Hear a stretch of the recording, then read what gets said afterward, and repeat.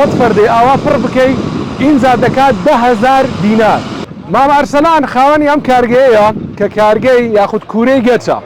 ئەو کارەکەی بەمەدا و بەیانی کە داوامان لێکرد کار بکەین ئەمڕۆ لێرە کارەکەی بە ئێمەدا.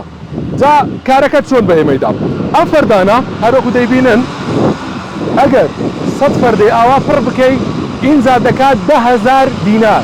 10,000 یعنی هەر فەردەیەک بە 100 دینارە. 2 فەردە پڕ بکەی ئینجا دەکات 250 دینار. یعنی لەم کەش و هەوایە کە هیچ گرنتیەک نییە بەوەی باری تەندروستی بە شێوەیەکی جێبجر ببینێتەوە. 100 فەردە لەمە پڕ بکەی ئینجا دەکات 10,000 دینار.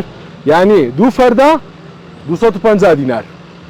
و ئەگەر فەردە سپیەکان پڕ بکەی ئەویان 100 فەردە 20,000. یعنی ئەویان فەردەی 250 دینارە. ئەمەیان 2 فەردە 250 دینارە. کە پلەی گەرمیەکەش ئەوەندە گەرمە یعنی کوورەکە 48 کاتژمێر لە ژوورەوە ینی ئاگری تێبەردراوە و پلەی گەرمیەکەی ئەوەندە زۆرە کە بە تەواوەتی پەنجەوانەکە دەستێنێ و ئەو پیشەیە تاقی دەکەینەوە. با بزانین ئەمڕۆ چۆنە.